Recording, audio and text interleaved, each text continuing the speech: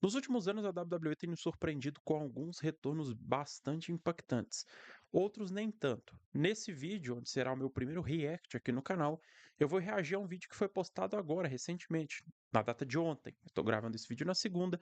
Ele foi postado no domingo pelo Xingos, que fez um vídeo destacando os retornos mais impactantes da WWE aí nesses últimos anos. Vamos ver o que ele preparou para a gente. Essa aqui é a parte 3 já de retornos que ele faz no canal dele. Então a gente vai acompanhar aqui esse que vai ser o primeiro react do canal. Então deixa o like, se inscreva no canal, ativa o sininho para não perder nenhuma notificação de vídeo novo. E para você que não é inscrito no canal do Xingos, o que eu acho pouco provável, todo mundo deve conhecer ele aí. Vai lá dar uma moral, se inscreve no canal dele, porque o conteúdo que ele produz é muito legal. É um conteúdo que se parece muito com o conteúdo da gringa. E é um conteúdo que imagino eu que deve dar um trabalho do caramba para fazer. Então é importante a gente apoiar esses produtores de canal de luta livre aqui no YouTube BR. Beleza? Então, sem mais delongas, vamos pro vídeo aí do Xingos. Vamos reagir a ele. Aí, os retornos maravilhosos da WWE nos últimos anos. Vamos ver o que o Kingos separou aí pra gente.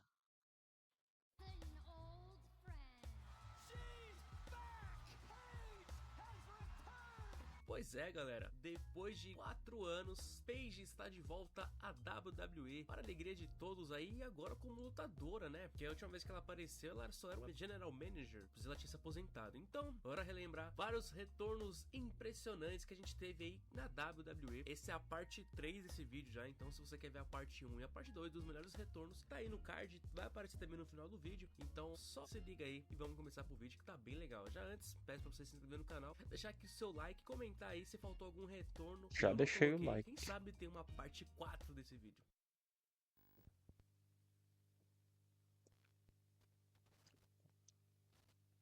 Brie Bella estava há um tempo longe da WWE como competidora ativa. Nos últimos anos da carreira, ela já fazia apenas aparições esporádicas e atuava mais como embaixadora da empresa até que seu contrato chegou ao fim em 2023. A partir daí, ela se afastou completamente dos rings da WWE, entrando em um período de ausência real dentro da programação. Esse sumiço não foi causado por uma lesão específica, mas sim por uma pausa na carreira dentro da empresa. Durante esse tempo, tanto ela quanto Nikki Bella ficaram fora da WWE, focando em projetos pessoais e mídia, o que fez com que a dupla The Bella Twins desaparecesse dos shows por anos. Em 2026, diretamente da Arábia Saudita no Royal Rumble, para a alegria de muitos, a Brie Mode voltou a tocar naquela arena da WWE.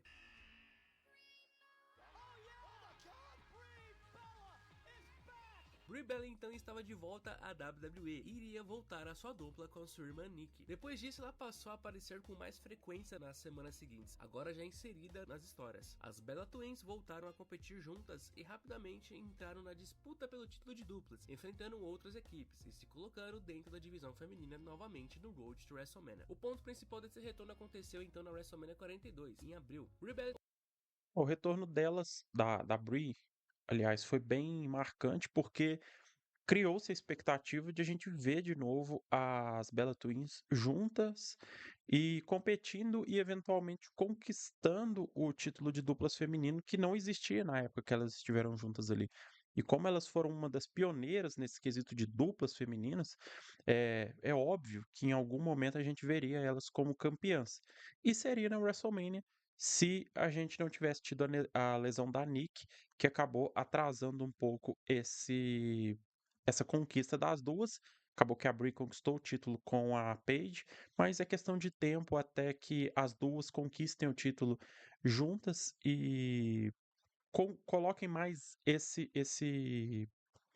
essa conquista aí no currículo delas. Então foi um retorno interessante que deve culminar aí na conquista do título das duas o mais breve possível, talvez até o SummerSlam, se a Nick estiver disponível, ou então talvez eles reservem esse momento para a próxima WrestleMania, que seria também um momento bem legal. E o microfone tá caindo aqui. Vambora. originalmente programada para lutar ao lado de Nikki Bella pelo Women's Tag Team Champion, mas pouco tempo antes da luta, Nikki sofreu uma lesão e não foi liberada para competir. Nesse momento, aconteceu a mudança, uma mudança que já já vou falar. Ah, Big E já estava há muito tempo fora dos rings da WWE por causa de uma lesão mais grave. Em março de 2022, durante uma luta no SmackDown, ele sofreu um acidente ao receber um belly-to-belly de Rich Holland. Essa lesão do Big E até hoje eu não consegui revê-la, né? Eu lembro de ter assistido ao vivo essa, esse show e eu lembro exatamente do momento da lesão dele. E foi uma lesão muito, foi, para quem assistiu, né? Foi terrível. A imagem em si é muito forte. Eu assisti naquele momento, lembro de ter ficado chocado, porque, se não me engano, eles mostraram o replay na transmissão. Depois eu já tentei rever a imagem, mas no momento que chega ali, nesse momento que ele tem o contato do pescoço com o chão, acaba que eu não consigo assistir. Acho muito a imagem em si muito forte. E é uma pena, né? Porque o Big E era junto do New Day, é um dos meus lutadores favoritos. Ele tem muito carisma, muita qualidade e poderia estar aí até hoje. Acabou que ele não retornou até hoje para lutar em si. Eu acredito que a gente não vai ver ele lutando tão cedo. Pode ser que algum dia ele retorne, mas eu acredito que esse dia vai demorar para chegar. Pode ser que ele já esteja apto a retornar mais para o fim da carreira, o que é um grande desperdício, né? Porque ele é um lutador extremamente talentoso que poderia estar carregando aí eh, alguma, se fosse a divisão de duplas ou a divisão de mid-card ou até a divisão de main event, porque ele tem muita qualidade para se desenvolver em qualquer uma dessas divisões. Então ele faz muita falta, tanto para o New Day em si. O New Day ficou bastante perdido depois ali da lesão dele, mas até para a divisão de singles, né? Ele poderia agregar muita coisa. Fazer parte ali da divisão de mid-card, teria algumas rivalidades interessantes também. Ele com uma rivalidade com o Royce Keys seria muito bacana, ou até mesmo com o Obafemi também poderia ser uma rivalidade que casaria muito bem, porque o Big E ele se adapta muito bem a qualquer estilo de adversário, né? Tanto High Flyers quanto Brawlers ou até powerhouses iguais a ele. Então ele sempre se adaptou muito bem a seus adversários e é um lutador de extrema qualidade. Uma pena, espero que a gente ainda possa ver ele de volta. Acredito que a gente não vai ver, mas vamos esperar e torcer para que ele retorne. é, Até porque uma das minhas vontades, eu acho que era um dos objetivos, um dos projetos da WWE, era com que ele fizesse parte de um combate de trios com o Xavier Woods e o Kofi Kingston para termos uma rivalidade entre os membros do New Day. Acabou que não aconteceu e se ele não voltar, vai acabar que nunca vai acontecer. O mais próximo que a gente chegou de uma rivalidade entre os membros foi quando o Big E se separou, quando o Kofi e o Xavier Woods chutaram o Big E para fora do New Day. Esse momento também foi bem marcante. E então é isso, assim, o Big faz muita falta. Vamos esperar para que um dia ele possa retornar. Seria bem legal se ele voltasse. Não acredito, pelo menos não tão cedo. Vamos dar sequência aí no vídeo do Xingos. E acabou caindo diretamente sobre a cabeça. O resultado foi uma fratura no pescoço, atingindo as vértebras C1 e C6. Apesar de não ter tido dano na medula, a lesão foi séria o suficiente para tirá-lo completamente de ação. Nos anos seguintes, ele não voltou a lutar, mesmo se recuperando fisicamente para a vida normal. Os exames mostravam que o osso não se regenerava da forma necessária para liberar o retorno ao ringue. Durante 2023 e 2024, ele apareceu ocasionalmente em programas da WWE como comentarista, apresentador ou em outras participações especiais, mas sempre deixando claro que ainda não tinha liberação médica e que o retorno era incerto. Naquele mesmo ano, o New Day começou a ter brigas internas entre Kofi Kingston e Xavier Woods, e no dia 2 de dezembro eles iriam completar 10 anos do grupo. Então, a WWE organizou uma festa a eles, e foi bem emocionante, até o grande pilar do grupo. A gente imaginava que haveria uma separação entre o Xavier Woods e o Kofi Kingston, né? Que talvez um dos dois pudesse fazer um heel turn ali e separar o New Day em definitivo. Porém, o que aconteceu foi que a gente teve o retorno do Big E e os dois, o Big E se propôs a ser um manager, acompanhar os dois no ringue durante as lutas, e os dois recusaram, né? Dado que ele ficou muito tempo longe, e aí eles falaram. que ele poderia ter retornado antes, que ele viu o New Day implodindo e ele não fez nada, e quando as coisas já estavam perdidas, ele tentou aparecer para ficar do lado deles. Então foi um momento bem marcante, essa separação do New Day, até para quem é fã do grupo, como eu, foi um momento bem marcante que, como eu disse, a gente imaginava que fosse haver uma separação entre o Kofi e o Xavier Woods. Quando o Big E retorna e se propõe a ajudar os dois, se imaginou que a gente pudesse ter de fato uma união do trio, mesmo que o Big E não pudesse lutar, mas que ele estivesse ali do lado de fora. E acabou que eles recusaram, então toda esse plot twist, tudo que foi acontecendo ali foi bem interessante. Depois, infelizmente, eles não souberam aproveitar um pouco esse heel turn do Kofi e do Xavier Woods. A persona em si dos dois demorou um pouco para pegar, eles tentaram ali um pouco agir de uma maneira um pouco mais séria, depois eles foram adaptando mais para o lado mais cômico, como eles conseguiram, como eles construíram o personagem ao longo desses últimos 10 anos. E um, com personagens um pouco mais cômicos, porém vilanescos, né? Então eles começaram a usar umas roupas chamativas, começaram a agir ali de forma cômica, porém sempre trabalhando como vilões, e aí sim os personagens começaram a de fato engrenar e ganhar mais engajamento com o público. Mas demorou um pouco para eles aproveitarem esse heel turn. Grupo voltar. Big E então apareceu novamente no ringue ao lado de Kofi Kingston e Xavier Woods desde a lesão. Nesse momento ele foi colocado como alguém que voltaria para ajudar a dupla, assumindo um papel de manager, já que ele não poderia lutar. Só que a forma como isso aconteceu transformou completamente o momento. Em vez de uma reunião positiva, Kingston e Woods atacaram verbalmente e depois expulsaram Big E do New Day, acusando ele de ter abandonado a equipe durante esse tempo fora. Esse segmento marcou o fim do New Day como era conhecido. Depois disso, Big E continuou aparecendo na WWE, mas fora de competição. Ele passou a atuar mais como uma figura de apoio, presença em segmentos e também em funções de mídias e análises. Não houve retorno aos rings e a situação evoluiu para uma definição clara. Em 2025, ele confirmou que não conseguiria voltar a lutar e encerrou a sua carreira dentro do ringue. Confesso que durante eu escrever esse roteiro aqui, eu descobri que ele realmente se aposentou e eu fiquei muito triste, cara. Que saudade que foi o Big E, cara. 2021 ali. Dessa entrevista aí eu confesso que eu também não sabia. Para mim é novidade ele ter anunciado a aposentadoria. Isso não quer dizer que ele não vá retornar nunca, né? A gente tem um exemplo do Edge, eu não sei se é o mesmo tipo de lesão, mas eu lembro que a lesão do Edge também foi no pescoço, mas que impossibilitou ele de retornar de lutar durante 9 anos, né? Ele se aposentou em 2011 e foi retornar lá em 2020 no Royal Rumble. E aí sim, desde então ele vem tendo uma carreira constante sem problemas. Então pode ser que seja o mesmo caso do Big E. Não sei se cabe a mesma análise para os dois casos, mas a fato é que até então o Big E está aposentado de competição dentro do ringue, o que é uma pena. Eu chorei tanto com ele vencendo aquele título. Descansa em paz, Big E.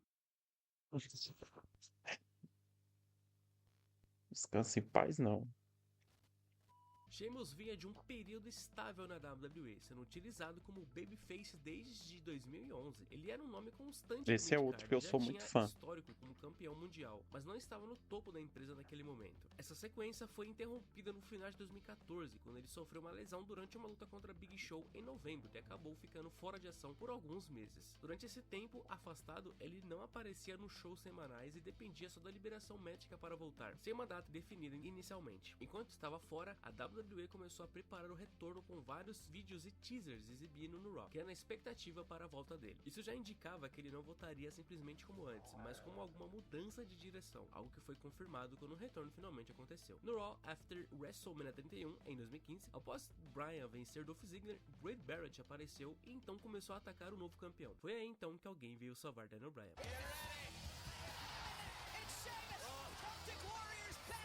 Sheamus então voltou correndo e agora completamente diferente, incluindo um moicano e barba trançado. Mas do nada, em vez de retornar como babyface, ele voltou como heel e atacou Ziggler e Daniel Bryan de forma direta, deixando claro que aquele era um novo personagem. Esse retorno marcou uma virada importante na carreira de Sheamus. Quando ele retorna com esse visual, o pessoal pega muito no pé dele, né? Tinha até os cânticos de You Look Stupid, porque realmente ficou um visual bem diferente, assim, comparado ao que a gente via dele, né? Ele voltou com esse moicano gigantesco, essa barba cheia de trança, então ficou um visual bem diferente, mas que até determinado ponto deu certo, né? Ele chegou a conquistar o título mundial nesse período. Não foi a fase que eu mais gostei de acompanhar ele. É, o momento em que eu mais gostei de ver o Sheamus foi no início da carreira dele, ali em meados de 2010, 2011, e depois com os Brawling Brutes também eu gostava muito ali daquela persona de brigão, né? Ali dos Brawling Brutes, eu achei que funcionou bem. O trio em si funcionava muito bem com o Pete Dunne e o Ridge Holland, com o Sheamus liderando a equipe. Eles tiveram uma rivalidade muito boa com o Drew McIntyre. Depois o Sheamus veio lutar pelo título intercontinental contra o Gunther e o Drew McIntyre na WrestleMania, o que foi um combate assim, um dos melhores que eu já vi em matéria de agressividade. Foi um combate muito violento, muito bruto, que eu até imaginei que o Sheamus poderia ganhar o título intercontinental, que é ainda o único título que falta para ele se tornar um Grand Slam Champion, né? Que é quando você conquista os dois títulos secundários, o título de duplas e pelo menos um título mundial. O Sheamus é campeão mundial várias vezes, é campeão de duplas várias vezes, é campeão dos Estados Unidos também, mais de uma vez, se eu não estou enganado. Falta o título intercontinental, que é o mesmo título que faltava para o John Cena, que ele foi conquistar agora no fim da carreira para completar o Grand Slam. E é o que eu imagino que vai acontecer com o Sheamus, e assim como já aconteceu com vários outros lutadores também, para que eles concretizem ali o Grand Slam, né? Já aconteceu com o Big Show, já aconteceu com o JBL. A tendência é que o Sheamus, mesmo que ele ande meio sumido aí, eu imagino que o fim da carreira dele não está muito longe.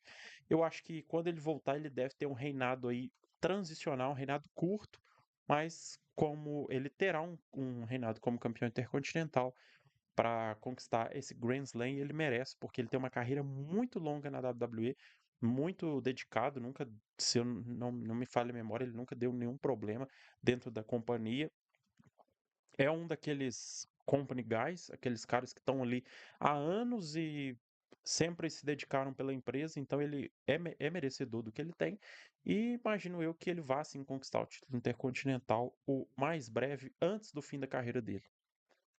Naquele período. A mudança de personagem foi imediata e clara, com foco em uma atitude mais agressiva e dominante, diferente da fase anterior. Pouco tempo depois, essa nova versão de Sheamus ganhou ainda mais força quando ele venceu o Money in the Bank em 2015 e o colocou novamente na rota do título mundial. A consequência direta disso veio no final do ano. Em novembro de 2015, após Roman Reigns vencer o título da WWE, Sheamus usou o contrato do Money in the Bank e fez o cash na mesma noite, conquistando o título e se consolidando totalmente a fase heel e também a aliança dele com a The Authority dentro da história. Depois desse retorno, então, a trajetória dele em 2015 seguiu como heel relevante dentro da empresa, participando da cena principal e defendendo o título ali contra Reigns no final do ano. Mesmo sem manter o cinturão por muito tempo, esse período recolocou Sheamus com um nome muito de destaque na WWE, algo que não acontecia com tanta força antes da lesão e do retorno daquele ano.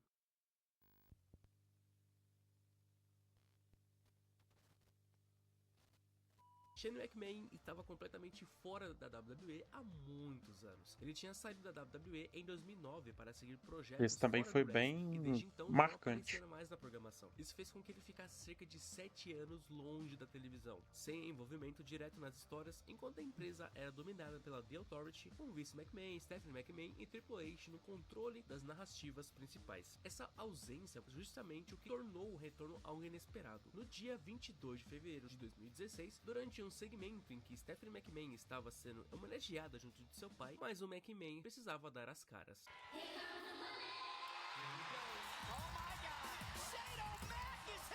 6 anos depois, então, Shane McMahon estava finalmente de volta à WWE. Era a primeira vez que ele surgia na WWE desde 2010, e o retorno aconteceu sem anúncio prévio, diretamente no meio do show. Ele entrou confrontando a própria família, questionando a liderança da empresa e dizendo que queria assumir o controle do Raw. A partir daí, foi criada uma história central, onde Vince aceitou dar essa oportunidade, mas com uma condição: enfrentar The Undertaker em uma Hell in a Cell na WrestleMania 32. O impacto desse retorno veio Essa decisão de enfrentar o Undertaker eu achei um pouco esquisita.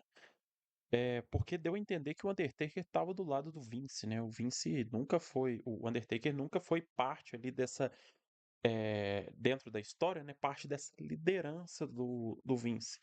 Então ele ter colocado o Undertaker para lutar contra o Shane deu a entender que o Vince dava no Undertaker, né? Ele decidia o que ele iria fazer. Então acabou que isso foi um pouco esquisito, mas o retorno do Shane em si foi bem legal. Ele, por mais que ele tenha o privilégio de ser filho do dono, ou do antigo dono, né? Ele nunca deixou isso subir a cabeça, né? Porque ele sempre se dedicou 100% à companhia enquanto ele esteve lá.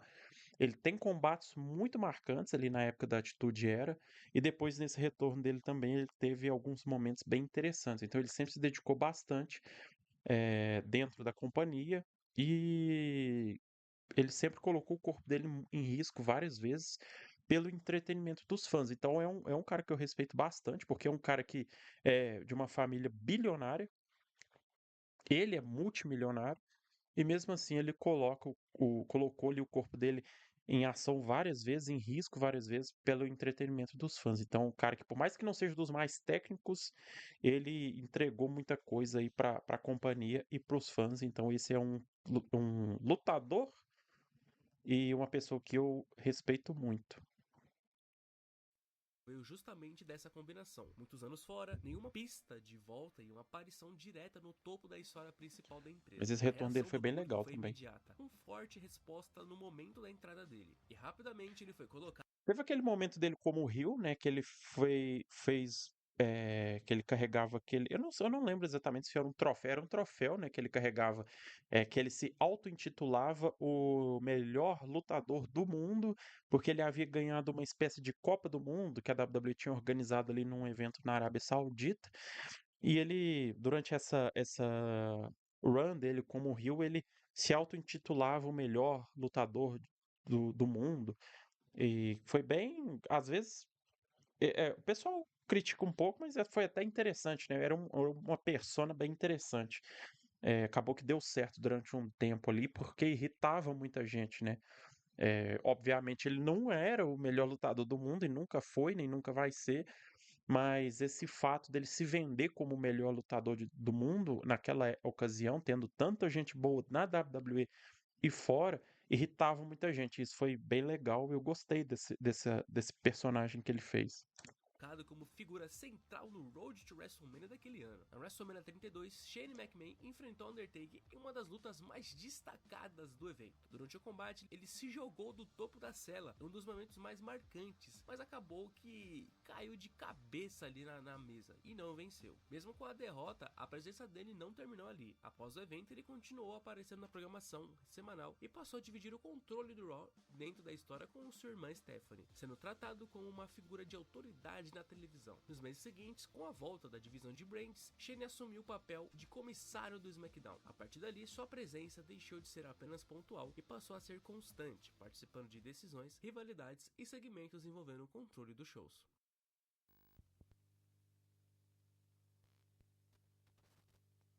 Retorno que foi bem Kane interessante. vinha de uma fase que já não usava máscara há muitos anos e era apresentado de forma mais humana dentro da WWE. Em 2010, inclusive, ele chegou a conquistar o World Heavyweight Champion, mostrando que ainda era um nome relevante, mas sem aquela aura mais monstruosa do início da carreira. Em 2011, ele começou a dar sinais de mudança, prometendo voltar a um lado mais agressivo. Só que essa transição foi interrompida quando ele sofreu um ataque dentro da storyline por Mark Henry, o que acabou tirando ele da programação por um período. Durante esse tempo fora, a WWE começou a construir o retorno de forma mais bem clara. A partir de novembro, começaram a passar vinhetas misteriosas mostrando uma máscara em chamas, indicando que ele voltaria com uma mudança importante. Isso já criava a ideia de que não seria mais um retorno normal, mas sim uma espécie de reinvenção do personagem. No dia 12 de dezembro de 2011, durante o Raw Slam Awards, no meio do evento principal entre John Cena e Mark Henry, as luzes se apagaram e fogo explodiu, e finalmente o demônio voltou.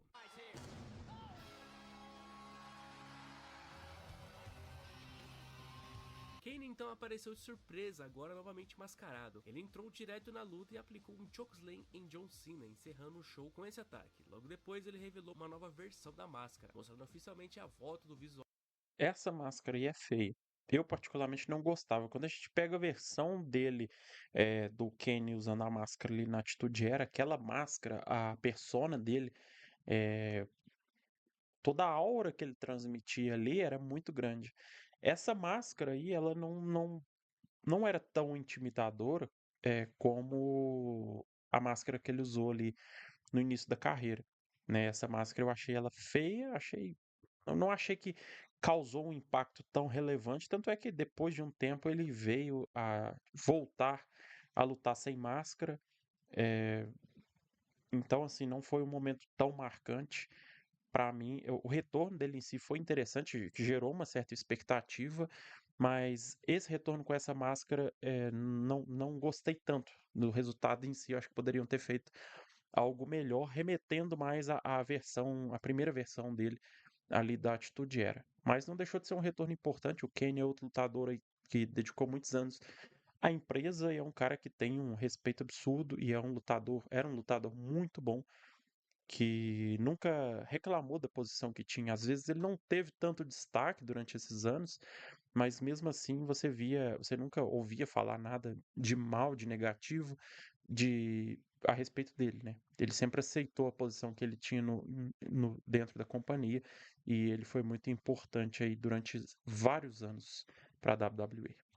Visual clássico, mas com um design diferente e mais moderno. Esse retorno marcou uma mudança completa no personagem. Kane voltou como Rio, como uma abordagem mais sombria e violenta, dizendo que queria que John Cena abraçasse o ódio, em vez de continuar sendo o herói da garotada que ignorava as críticas do público. Nas semanas seguintes, ele continuou atacando John Cena e também envolvendo outros nomes, como Zack Ryder.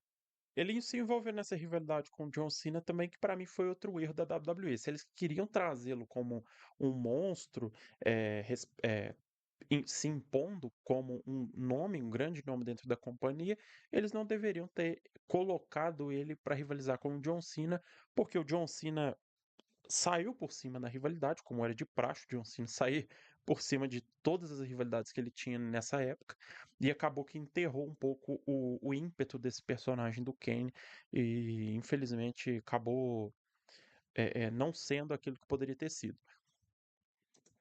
Dentro dessa rivalidade. Depois desse retorno, a trajetória dele seguiu diretamente ligada à nova fase. Ele enfrentou John Cena em uma rivalidade que durou até o início de 2012, incluindo luta no Royal Rumble e também no Elimination Chamber. Mesmo Mas sem a uma rivalidade vitória foi nessas boa. histórias, Kane se manteve ativo e ao longo de 2012 acabou entrando em uma outra fase importante da carreira ao formar a dupla Team Hell No com Daniel Bryan, conquistando o título de duplas e permanecendo relevante na programação. Foi um momento bem interessante também. Mas como eu disse, ali ele já se envolveu num personagem mais cômico, que era para ser um personagem mais aterrorizante, assustador, acabou se tornando um personagem cômico nesse envolvimento dele com o Daniel Bryan, que foi legal, funcionou bem, mas o ímpeto dele, o que eles pretendiam passar de força do Kane acabou vindo por água abaixo nessa rivalidade com o John Cena.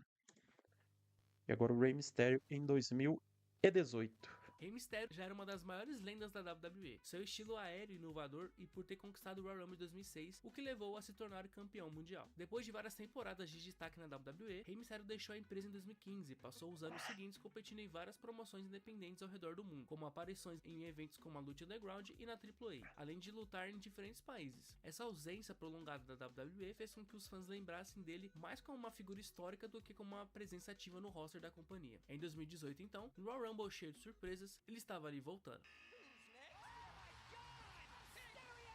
Sua entrada então foi uma surpresa, pois não havia confirmação prévia de sua participação, e a reação do público foi imediata e intensa. Durante a luta, Rey Mysterio eliminou Adam Cole e permaneceu no ringue até ser eliminado por Finn Balor, chegando ao grupo dos últimos participantes da noite e demonstrando que ainda poderia competir em alto nível. Ainda em 2018, ele participou do Great Hits Royal Rumble em abril, entrou mais uma vez em uma edição especial do combate e continuou ativo na programação e se envolveu em rivalidades na marca SmackDown. Em setembro daquele ano, foi oficializado que Rey Mysterio havia assinado um contrato com a WWE de 2 anos. E no SmackDown 1000 ele venceu Shinsuke Nakamura em sua primeira luta individual. Nos anos seguintes, Rey Mysterio conquistou o United States Champion pela primeira vez em sua carreira durante o Money in the Bank em 2019, tornando-se também Grand Slam Champion. Foi um dos motivos dele ter conquistado o título dos Estados Unidos, foi o fato dele também ter se tornado Grand Slam Champion depois. da conquista, né? Porque ele já era campeão intercontinental, campeão de duplas, campeão mundial e depois veio conquistar o título dos Estados Unidos. O Rey Mysterio é uma lenda, né? Na luta livre, não só na WWE. Tudo que ele fez, tudo que ele representa, o tanto que ele revolucionou a questão dos lutadores dentro da companhia, fez com que lutadores de baixa estatura tivessem destaque dentro da companhia, ou que até ali o início dos anos 2000 não era muito normal. Apesar de a gente já ter tido alguns lutadores não tão altos, mas o Rey Mysterio em específico ele era muito mais baixo do que a grande maioria. E tudo bem que teve um pouco do fator do falecimento do Ed, que eu achei que contribuiu um pouco pro push que ele teve. Mas mesmo assim, ele pegou a oportunidade que ele teve, agarrou e fez um ótimo trabalho. Ele foi um bom campeão peso pesado. Ele carregou o título muito bem. Ele teve combates incríveis com o Randy Orton, com o Kurt Angle. E foi uma peça importante ali naqueles anos de 2005, 2006, até a saída dele da WWE. Depois, no retorno também, ele teve momentos importantes. Nessa rivalidade dele com o Nakamura, o Samoa Joe, foi também um momento interessante para ele. Não está mais no auge, mas ainda assim, com 50 anos, eu acho, se não me engano, 50 e poucos anos, ele ainda entrega muito. E a gente teve agora, recentemente, uma amostra, né, do que ele ainda consegue entregar no combate da WrestleMania pelo título intercontinental. Vamos ver o que eles têm preparado aí pro Rey Mysterio até o fim da carreira, que é outro lutador que eu gosto muito, muita gente da minha época também vai gostar, né? Porque foi um dos nomes mais importantes ali daquela época da WWE, quando a WWE chegou aqui no Brasil pelo SBT. E a rivalidade dele com o Edge também foi muito marcante. É uma das minhas rivalidades favoritas, porque foi uma das primeiras rivalidades que eu vi. eh, então foi um momento, uma rivalidade ali que me marcou muito também. Ele teve rivalidades interessantes com o Dolph Ziggler, e outros lutadores ali naquela época. Então, Rey Mysterio é outro lutador que eu gosto bastante. E esse Continuou retorno dele como aí presença foi bem constante na legal. programação principal da WWE, com aparições de Royal Rumble, WrestleMania e rivalidades com vários nomes do elenco masculino, e em 2023 também virou Hall da Fama, mostrando que virou uma lenda na luta livre. E ele já tá, como eu disse, ele passou dos 50 anos, né? Ele é multimilionário, ele também é outro cara que poderia ter se aposentado e tá curtindo a vida, mas ele ainda tá ali entregando é, o que ele ainda consegue entregar para o público. Então é um lutador muito importante aí para WWE ainda hoje. Esse retorno do Rusev foi um pouco esquisito, né? Já Rusev estava muito havia a especulação de que ele iria retornar, mas ele retornou de forma meio aleatória, assim, num segmento que envolveu o New Day. Eu não lembro quem exatamente que ele atacou, mas o Shingus deve falar aí no vídeo. Mas esse retorno dele foi meio esquisito. O Rusev, desde que ele retornou, na verdade, todo o tratamento que ele tem recebido, na minha opinião, tem sido meio esquisito. Ele é um lutador muito talentoso, muito ágil, é um lutador que também tem aquela capacidade de se desenvolver bem em lutas com qualquer tipo de adversário, e a WWE não trata ele da forma que deveria. É, a gente fica na expectativa de que eles vão dar um tratamento melhor para ele. Ele teve o combate na WrestleMania pelo título intercontinental, mas ele foi introduzido ali meio que é, é, de última hora, só para preencher a luta em si, né? Não teve nenhum grande desenvolvimento. E, enfim, eu espero que eles consigam tratar ele melhor agora, com essa pós-WrestleMania, que ele possa ter uma nova temporada, uma temporada proveitosa, porque é um cara muito bom ali naquela época. Que ele foi campeão dos Estados Unidos em 2015, ele fez um trabalho incrível, tanto como persona como com qualidade que ele mostrou nos combates. É um lutador muito bom, espero que eles consigam aproveitá-lo melhor do que tem sido aproveitado. um tempo longe da WWE. Ele foi demitido em 2020 e depois disso passou a lutar na All Elite Wrestling como seu nome real, Miro. Lá teve momentos importantes ao conquistar o TNT Championship, mas com o passar dos anos sua presença foi diminuindo bastante, com poucas lutas e longos períodos fora da programação. Em 2024 a Que situação já aconteceu era de na pouca WWE utilização. No recentemente, né? início de 2015 ele deixou oficialmente a AEW. Esse período fora acabou criando um sumiço dentro do universo da WWE, já que ele ficou cerca de 5 anos sem aparecer na empresa. Durante esse tempo, tempo, o personagem que ele tinha construído anteriormente, principalmente como campeão dos Estados Unidos, ficou parado, enquanto ele seguia a carreira em outra empresa. Quando surgiram as primeiras informações de que ele poderia voltar em 2025, isso gerou expectativa justamente por esse tempo longo de ausência. Já no Raw After WrestleMania 41, tivemos o Alpha Ele Academy ataca e o New o Days Alpha trocando farpas Academy, no né? ringue, onde iriam se enfrentar. Porém, do nada, realmente do nada, o búlgaro voltou. Foi totalmente aleatório, como eu disse. Ele entrou, Sem anúncio espantou o prévio, New Day então, do Rusev ringue apareceu de surpresa e atacou o Alpha Academy, assim, do nada. atacou os membros do Alpha Academy, marcando imediatamente sua volta de forma agressiva, se reposicionando como uma ameaça dentro do elenco. Pouco tempo depois, ele fez sua primeira luta de volta no Raw e venceu Otis, estabelecendo novamente sua presença no ringue. Depois desse retorno, a WWE rapidamente colocou Rusev em histórias dentro do show semanal. Ele iniciou uma rivalidade com o Alpha Academy e em seguida Só um adendo aqui, o Alpha Academy também não ter sido demitido nessa última leva de demissões aí entrou em foi bem surpreendente, né? Porque eles andam bem sumidos da televisão.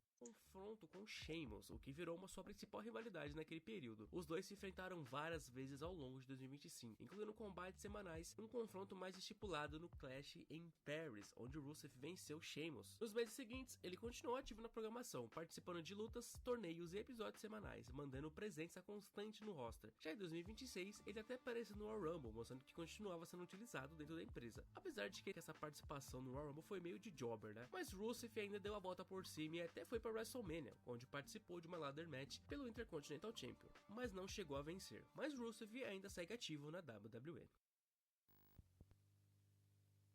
Nossa. Goldberg estava completamente fora da WWE há mais de uma década. A sua última aparição tinha sido em 2004 na WrestleMania 20, justamente em uma luta contra Brock Lesnar. Depois disso, ele saiu da companhia e passou anos longe do wrestling, sem interesse em voltar. Esse afastamento foi longo, cerca de 12 anos, e durante esse tempo ele praticamente não teve envolvimento com a WWE, o que fez com que seu nome virasse algo do passado dentro da empresa. Esse sumiço começou a mudar em 2016. Tudo começou por causa do jogo WWE 2K17, onde Goldberg foi anunciado como personagem bônus. A partir daí, começaram interações entre ele e Brock Lesnar, já que ele era a capa do jogo, em eventos promocionais e redes sociais, o que foi trazer a possibilidade de um retorno. Com o tempo, isso acabou virando uma storyline dentro da WWE, principalmente quando o Paul Heyman lançou um desafio em nome de Brock Lesnar, lembrando que Goldberg era a única derrota relevante dele do passado. Então, no dia 17 de outubro de 2016, Goldberg estava de volta.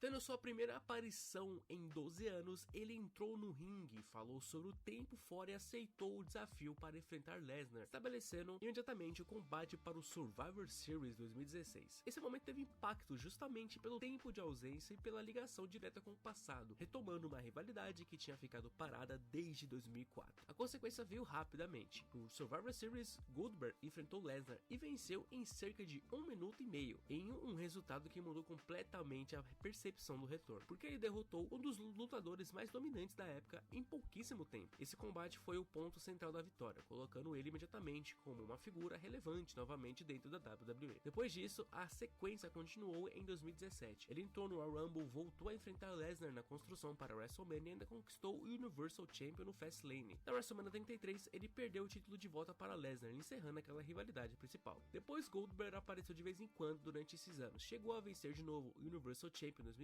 e em 2025 foi aposentado pelo lutador Gunther no Saturday Night Main Event e teve uma despedida não tanto agradável no ringue, pelo menos para quem viu em casa, ou não viu, né, porque ela foi cortada para quem estava assistindo em casa.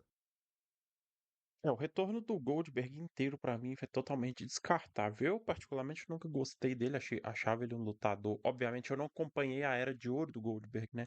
Na WCW, depois na WWE. Eu acompanhei pelo YouTube. Eu vi muitas lutas dele e alguns segmentos, mas nunca me pegou muito. É um lutador com um moveset extremamente limitado.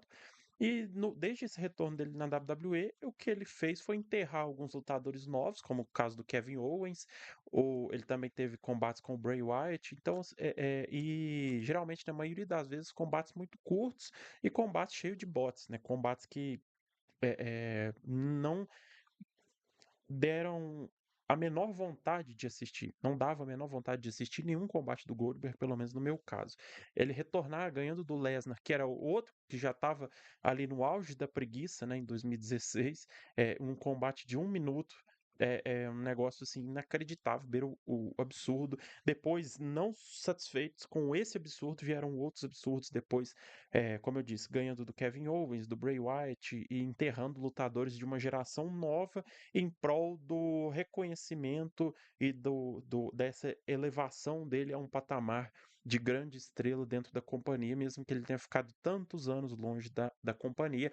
É um cara daqueles que traz dinheiro, né? É o cara que no momento em que ele é anunciado, ele chama atenção, ele atrai dinheiro, ele chama dinheiro porque é um desses lutadores da velha guarda que tinha um hype absurdo ali no auge da carreira dele.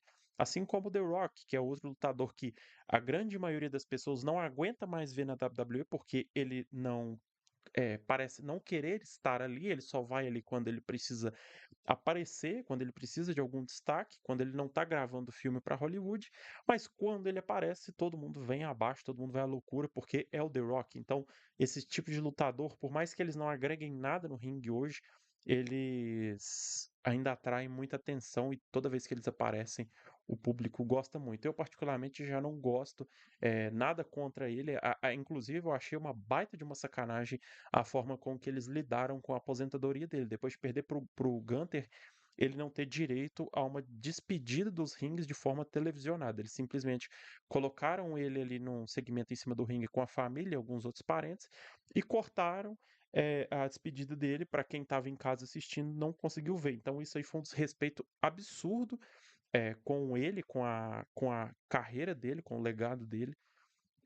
Não sou fã dele como lutador, mas isso aí é o tipo de coisa que não deveria ser feito com um lutador do tamanho dele, com a trajetória que ele tem dentro da luta livre. E fora da luta livre também.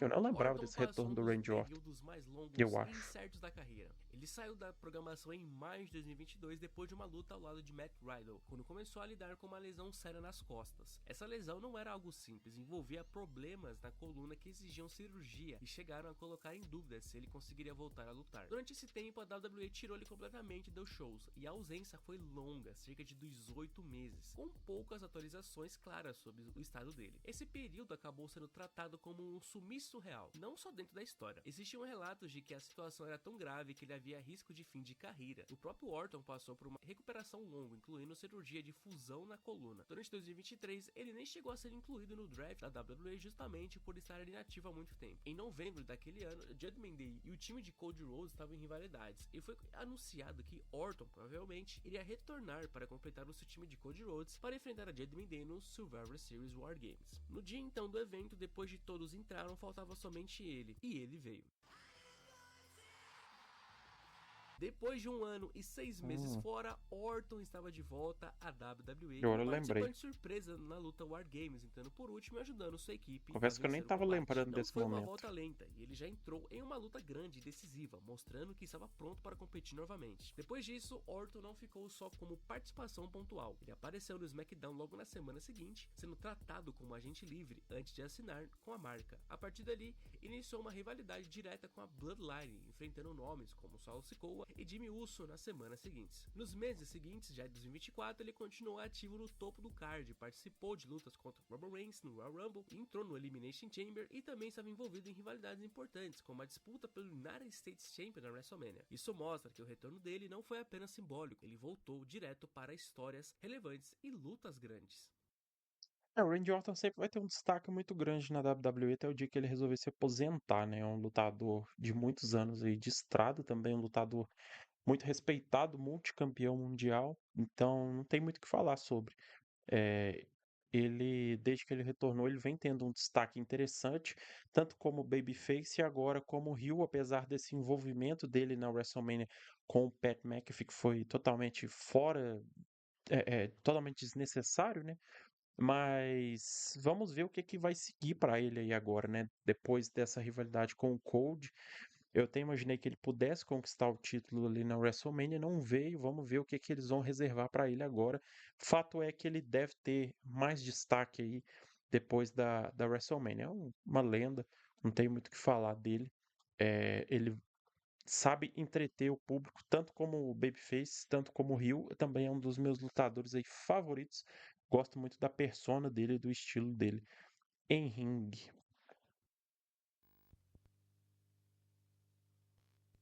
É isso, retorno da Bianca Belair agora na WrestleMania, né? Bianca Belair vinha de uma sequência forte dentro da WWE, mas acabou sendo retirada da programação por lesão. Em 2025, após a WrestleMania 41, ela revelou que estava lidando com uma fratura no dedo da mão, o que exigiu tempo de recuperação e a tirou completamente dos rings. Esse afastamento não foi curto, e ao longo dos meses seguintes ela praticamente não apareceu lutando, criando uma ausência real dentro dos shows semanais. Algo relevante, considerado que ela vinha de participações constantes em rivalidades e disputas importantes antes disso. Durante esse período fora, começaram a surgir informações de que a recuperação estava sendo mais lenta do que o esperado e que a WWE trabalhava com a possibilidade de um retorno apenas em 2026. Isso fez com que o nome dela ficasse fora da programação por cerca de um ano, criando expectativa natural para quando ela voltasse, principalmente por ser uma das principais estrelas da divisão feminina. Durante a WrestleMania 42, então, na noite 1, John Cena, que era o host da WrestleMania, veio anunciar o público pagante da arena, e logo depois disso foi interrompido por alguém que realmente tinha que aparecer.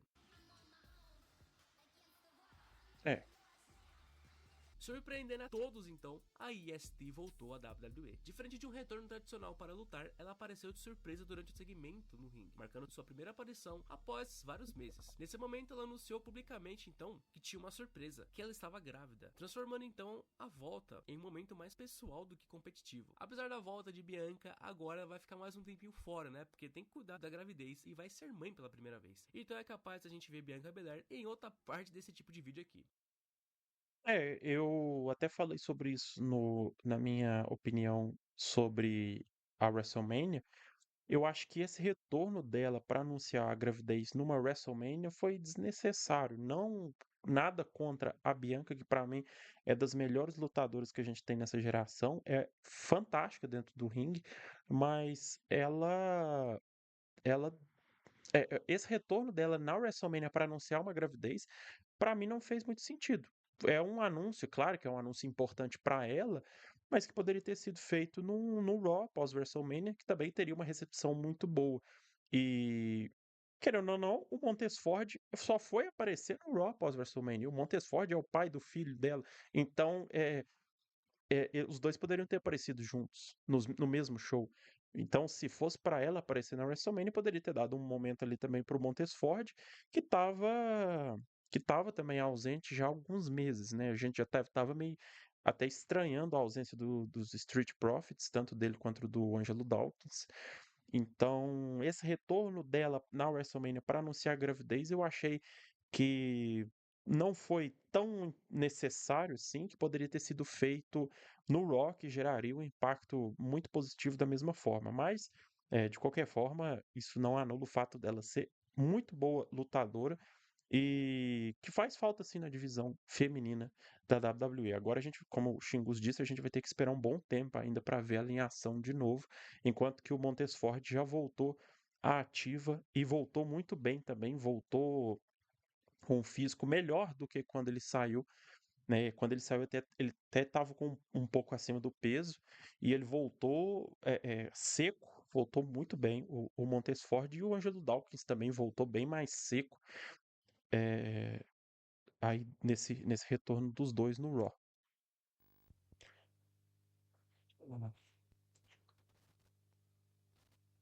Retorno da Morgan Liv. vinha uma fase ativa dentro da WWE, inclusive envolvida com títulos e o grupo Judgment Day. Só que essa sequência foi interrompida de uma forma repentina em junho de 2025, quando ela sofreu uma lesão real no ombro durante uma luta contra Kairi Sane no Raw. A lesão foi séria com o deslocamento e a luta precisou ser encerrada imediatamente, tirando ela da programação por tempo indeterminado. A partir daí, ela praticamente sumiu dos shows semanais. Durante meses, não apareceu lutando e ficou em recuperação, o que afetou diretamente as histórias da divisão feminina e também os planos anos da WWE, já que ela era uma das figuras em destaques daquele momento. Esse período fora durou cerca de 5 meses, criando ausência claras dentro da programação. No fim de 2025, durante o Survivor Series, John Cena colocou seu título intercontinental em jogo contra Dominic, e acabou que nessa luta todos os membros da Judgment Day apareceram para ajudar Dominic, só que John Cena acabou dando conta contra todos eles, mas ainda faltava uma pessoa do grupo para aparecer.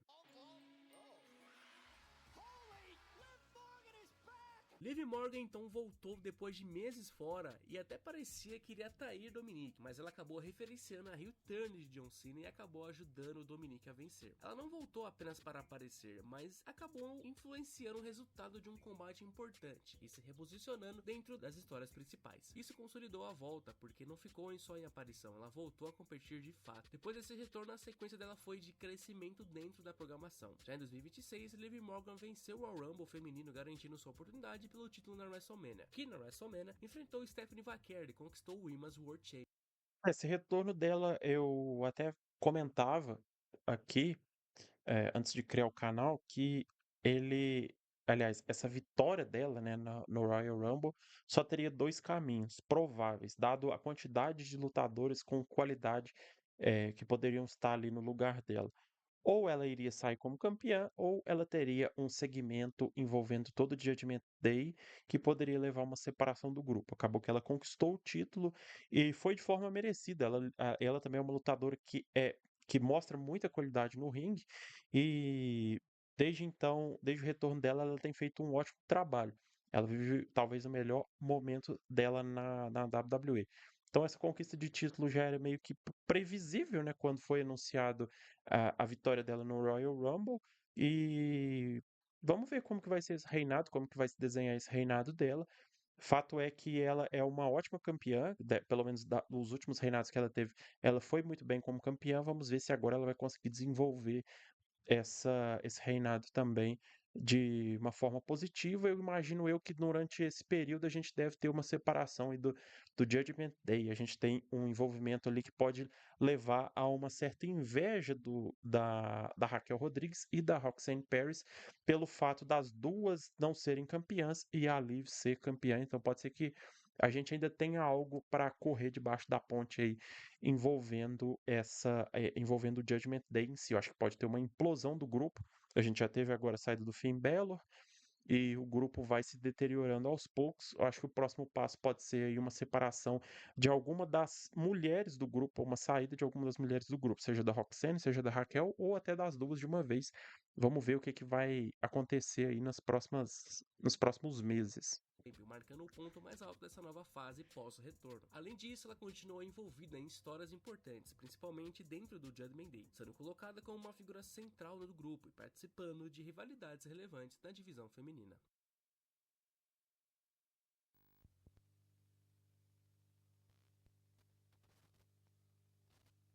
Becky Lynch passou um período relativamente longo fora da WWE. Ela ficou cerca de 10 a 11 meses ausente dos shows, e uma pausa que começou em 2024 envolvendo tanto descanso quanto projetos fora do wrestling e questões pessoais. Durante esse tempo, ela simplesmente deixou de aparecer nos programas semanais, o que criou uma ausência relevante, já que até então ela era uma das principais da divisão feminina. Dentro do contexto da WWE, isso funcionou como um afastamento completo. Ela não estava envolvida em rivalidades, não aparecia em shows e seu nome ficou fora da programação por meses. Por outro lado, a divisão feminina pegava fogo, onde Lara Valkyria juntou forças com Bayley e iria enfrentar as campeãs Liv Morgan e Raquel Rodrigues na WrestleMania 41. Só que na noite 1, ainda no pré-show, Bayley foi encontrada atacada e estava sem condições de lutar. Com isso, foi anunciado que Lara Valkyria teria de encontrar uma outra pessoa para ser sua parceira na luta. Na noite 2, então, Lara Valkyria entrou sozinha e ali a dupla perfeita para ela apareceu. Depois de muitos meses fora, Becky Lynch voltou fazendo muito barulho naquela arena. Sem aviso prévio, ela apareceu como substituta de Bayley. Nesse momento, Becky Lynch já voltou lutando e conquistando o Women's Tag Team Champions junto com Lara Valkyria, marcando um retorno direto e com um impacto imediato. Só que o que veio logo depois transformou completamente esse retorno. Noite seguinte, no Raw, Becky Lynch já perdeu os títulos de duplas para Liv Morgan e Raquel Rodrigues de novo. O reinado mais curto da história. Imediatamente, após a derrota, atacou a própria Lara Valkyria. Esse ataque revelou que ela também tinha sido responsável por tirar Bayley de ação da WrestleMania, oficializando uma virada de personagem. Ou seja, ela não só voltou, como voltou sendo um heel. Foi um heel turn bem, assim, pelo menos na minha visão, foi bem previsível, né? Esse retorno dela. Eu acho que deu logo no início deu a entender que essa conquista de título seria um reinado muito rápido, porque não faria sentido manter ela presa na divisão de duplas naquele momento, na minha opinião. Tudo bem que era com a Lyra Valkyrie, que estava surgindo ali, tinha pouco tempo que ela tinha surgido, e precisava talvez de uma lutadora um pouco mais experiente para dar uma ajudada nela nesse momento. Porém, eh, o fato da Becky Lynch ficar presa, a Becky Lynch que é uma das maiores lutadoras da história, ficar presa na divisão de duplas naquele momento, para mim não faria muito sentido, como não fez, não foi o caso. Ela se separou da Lyra logo na noite seguida, e na noite seguinte, né? E teve uma rivalidade bem boa. As duas tiveram boas lutas. Eu pelo menos, gostei bastante da rivalidade que as duas tiveram. E foi bem interessante esse retorno dela aí para conquistar o título de duplas também, né? Que foi importante para ela. Eu não lembro se ela chegou a conquistar o título de duplas alguma outra vez. Imagino eu que sim, porque ela já se envolveu aí algumas vezes em duplas, né, se eu não estiver enganado, porque é tanta coisa que acontece na WWE que acaba que a gente vai esquecendo de algumas coisas que vão acontecendo, mas a conquista do título em si logo no retorno para ela foi importante, mas ter é, é, essa sequência de forma solo faria como fez mais sentido para ela do que ficar presa numa dupla naquele momento. A partir daí, a sequência dela em 2025 foi construída em cima dessa nova versão. Becky Lynch entrou em rivalidades direta com Lara Valkyria, inicialmente falhando em conquistar o título intercontinental feminino, mas depois vencendo em uma Last Chance no Money in the Bank, incluindo um reinado dominante. Nos meses seguintes, ela defendeu o título em vários eventos importantes, incluindo o Evolution, Ela foi muito SummerSlam e bem com o Clash of título Paris, sendo intercontinental utilizada também. de forma constante no topo da divisão feminina. Ainda em 2020, Serviu para elevar bastante o título que ele estava um pouco, não vou falar afundado, mas não tinha tanto destaque. Ela conseguiu elevar o título a um nível bem interessante, né? Quando você pega um título de mid-card e coloca ele nas mãos de um lutador ou de uma lutadora consolidada de main event, você consegue geralmente elevar esse cinturão. E o título intercontinental, ele precisava dessa guinada, né? Porque é um título relativamente novo e ter lutadores de um cacife mais alto como campeão ajuda a elevar o cinturão, que foi o caso. Desde então, o título ganhou um destaque bem interessante nas mãos da Becky Lynch. 2025, ela se envolveu em uma grande história, incluindo aliança com Seth Rollins e rivalidades com AJ Lee, que retornou após 10 anos e passou a interferir diretamente na trajetória dela. Essa rivalidade seguiu para o fim do ano e início de 2026, incluindo a perda e reconquista do título, mantendo Becky em uma figura central. E a rivalidade com AJ Lee se estendeu até WrestleMania, onde ela conseguiu vencer ela e virava pela terceira vez campeã intercontinental.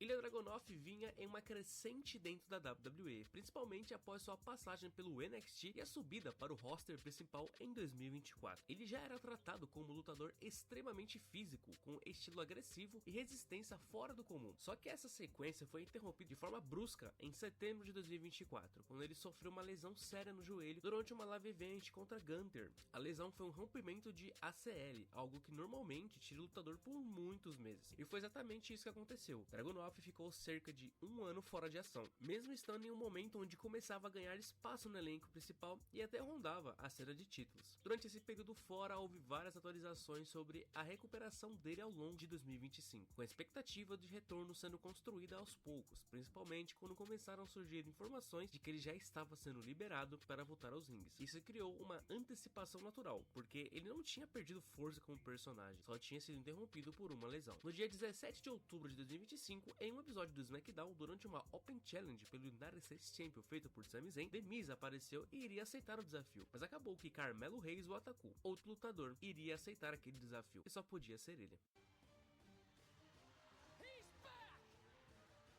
Pro delírio do público, O retorno do Dragunov foi bem interessante. Ele é um lutador fantástico, dos melhores que a gente tem hoje na WWE, que é muito pouco valorizado, né? Ele teve um reinado como campeão intercontinental, onde ele fazia o Open Challenge ali também com uma boa frequência. Depois acabou que ele perdeu o título pro Carmelo Reis, e acabou dando uma sumida. Ele é um lutador, como eu disse, incrível, que é mal aproveitado pela WWE. É, ele deveria estar na WrestleMania. O fato dele não ter sido envolvido na luta do título intercontinental, que ele poderia estar ali, tanto ele quanto o Carmelo Reis, me causa um- uma sensação de que a WWE deixou ele um pouco de lado.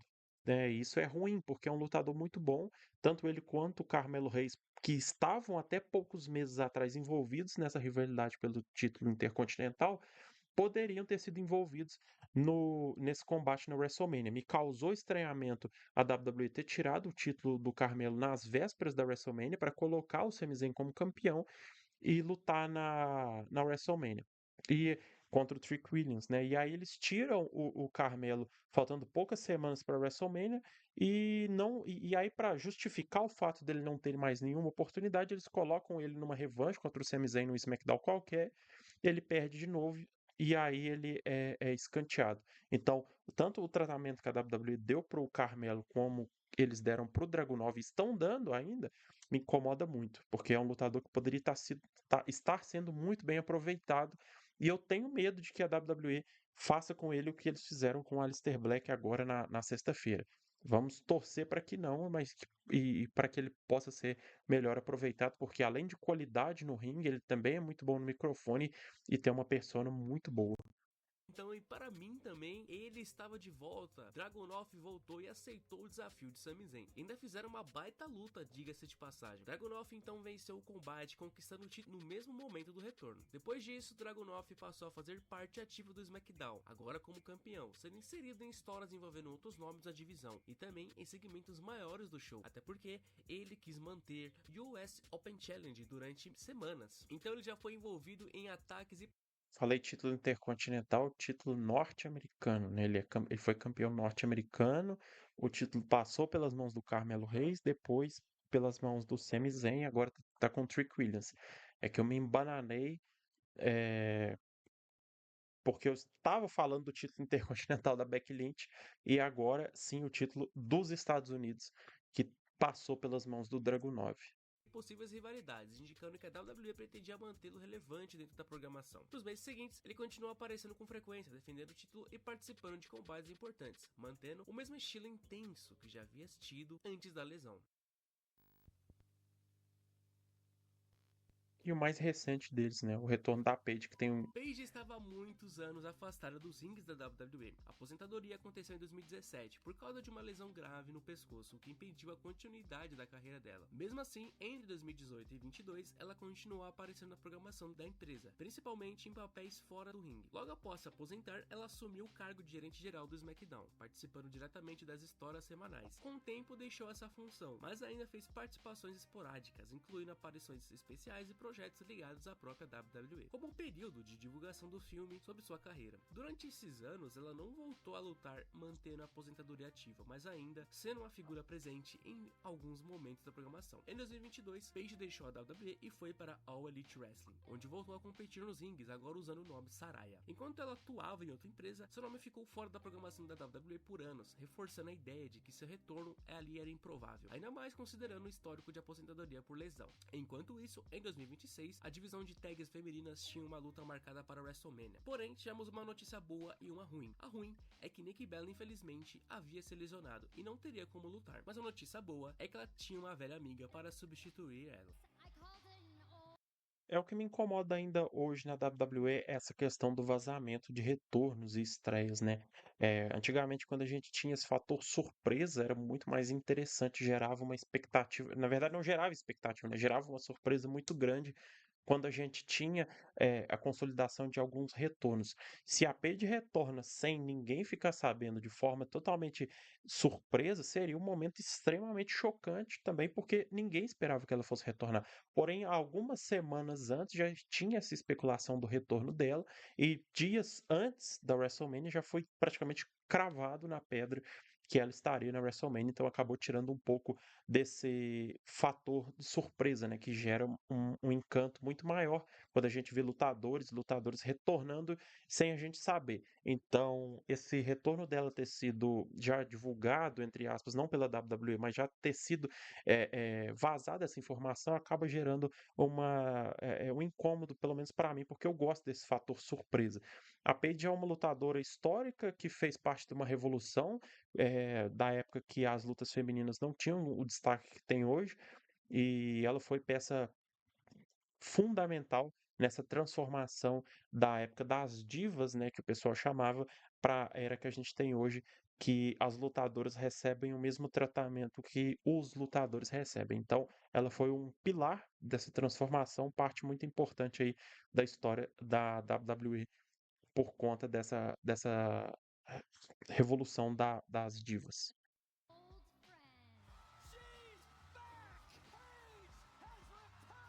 Fazendo então a arena ir ao chão, Paige estava de volta à WWE e agora para lutar depois de 9 anos. E Ao esse invés de reinado Brie deve Bella, ser ela bem curto, entrou né? diretamente na luta, marcando sua primeira O reinado participação em dela combate na com a WWE Brie. depois de Não muito faz tempo. No sentido próprio as duas terem o combate, ela título teve a por muito participação tempo. direta no resultado e conquistou o título de duplas no mesmo momento do retorno. Não foi apenas uma aparição, mas um retorno imediato à ação com a conquista do título, ainda mais relevante considerando todo o histórico anterior da aposentadoria. E agora, vamos ver como Paige vai se sair com esse título de dupla junto das Belas. Somente o tempo dirá. E bom, se você curtiu esse vídeo aqui, deixe seu like, se inscreve aí, pô. Eu adoro fazer vídeo de retorno, então se curtiu mesmo, É isso. Já deixei meu like, o canal do Xingos mais uma vez entregando conteúdo bem legal, conteúdo que a gente só costumava encontrar na gringa, então dê uma moral pro Xingos também, como se eu precisasse dar esse recado, né? Mas a maioria que assiste meu canal, que certamente conhece o canal dele, é, é um dos canais mais legais que a gente tem de luta livre no Brasil hoje em dia. E esse conteúdo dele eu tenho certeza que dá um trabalho danado para ele fazer. Então, parabéns, Xingos, pelo vídeo, e sucesso aí na sua trajetória. É isso então. Já feito o react, os comentários a respeito desse vídeo do Xingos. Agradeço a sua companhia até aqui. Deixa o like, se inscreva no canal também, ative o sininho para não perder nenhuma notificação de vídeo novo. O link do vídeo original do Xingos vai estar na descrição para quem quiser acompanhar. E o link do canal dele também eu vou deixar aí na descrição. Beleza? Muito obrigado a todo mundo que assistiu. A gente se vê no próximo vídeo. Valeu!